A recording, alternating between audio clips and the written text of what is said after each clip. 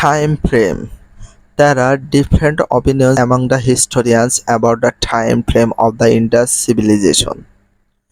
According to the experts, 3500 BC to 105 BC is the period of the rise and decline of this civilization. However, there are again different views among the experts regarding the decline of this civilization. Historian Mortimer Wheeler believes that this civilization existed from 2500 BC to 1500 BC. Political conditions. Nothing is certainly known about the political life and the governing system of the Indus civilization. The urban design of both Mohenjo-daro and Harappa were quite the same. A careful observation of the ruins of the both the cities reveals that the cities were built primarily on high foundations. A city fortress was built in a platform at one side of the city. The city was protected by a wall. The rulers of the city lived inside the city's fortress. The administrative houses were also situated within the fortress. The city had an entrance gate. The fortress and the large buildings indicated an centralized government system that had ruled the two cities for several years. This centralized administration controlled the lives of the common people. Social conditions. People lived together as a community in the Indus civilization. Nuclear family system was very common custom. The society was divided into social classes.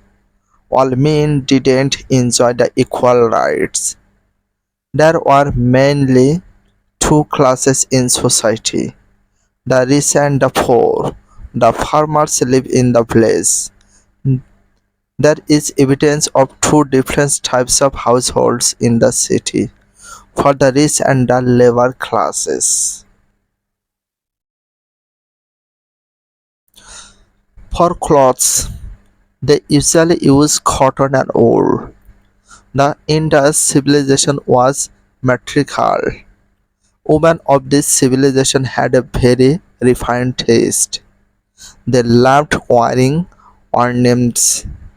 The popular ornaments for women were necklaces, bracelets, rings, earrings, waistband, armlet, bangles, anklets, etc. They wore long embroidered clothes. Men also wore ornaments. Economic condition. The main basic of economy of the India civilization was on agriculture and product crops. Animal husbandry is another important part of their economy. Aside from the subsistence of agriculture and animal husbandry, the Indus people supported themselves by pottery, metal work, weaving, making ornaments, and working with valuable stones. The trades of the Indus civilization maintained commercial communication with the foreign countries to export their high-quality goods. They maintained regular trading relations with the traders of Afghanistan, Balochistan, Central Asia, Persia, Mesopotamia, southern India, and Gujarat. Religious condition. As there is no evidence of any temple or monastery in the Indus civilization, it is not clear what religious views the Indus people harbored. Although there is no existence of temple and places for worship, In view of the large number of formal terracotta figures found in the Indus Valley, some scholars believe that the Indus people worshipped goddess. Mother worshipping was very popular among the Indus people. They also worshipped trees, stones, snakes, and animals as gods and a goddess. They believed in the afterlife, and for that reason, they put everyday items and ornaments in the grave of the dead.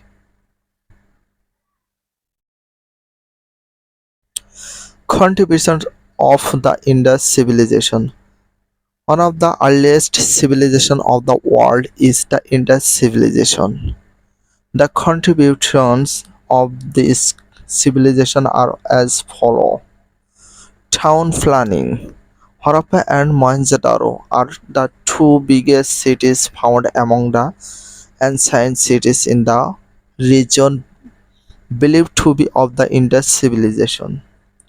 All the houses in both the cities were made of terracotta and sunburned bricks. A sophisticated and technologically advanced urban culture is evident in the Indus civilization. The quality of municipal town planning suggests the knowledge of urban planning and different municipal governments. The design of both Mohenjo-daro and Harappa were the same. Major streets ran across the cities. The streets were straight. Every house had open courtyards, wells, and bathrooms.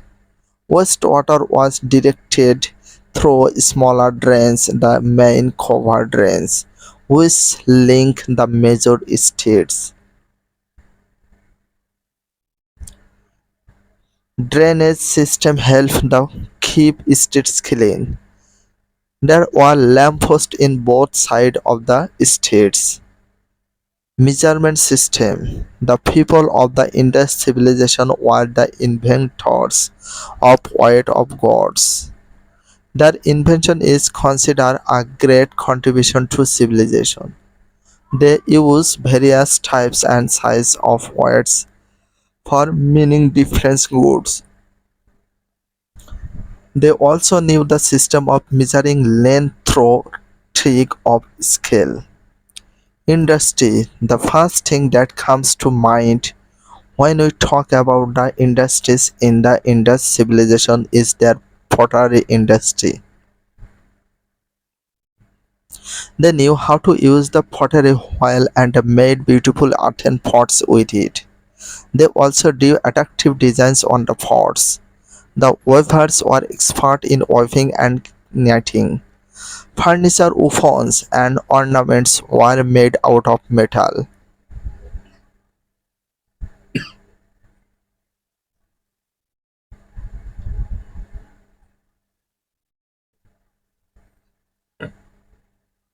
They learned to make bronze from the mixture of the copper and tin.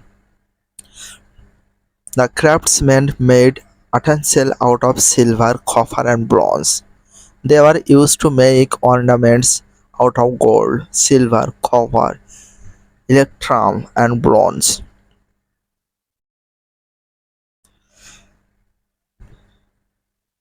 The mentionable ornaments were rings, Bengalis nose ring, necklace, earrings, amulets, etc. The Indus people didn't know the use of iron. Apart from metal, Indus people were able to make ornaments with valuable stones as well. They were expert craftsmen in handicrafts made from the elements task.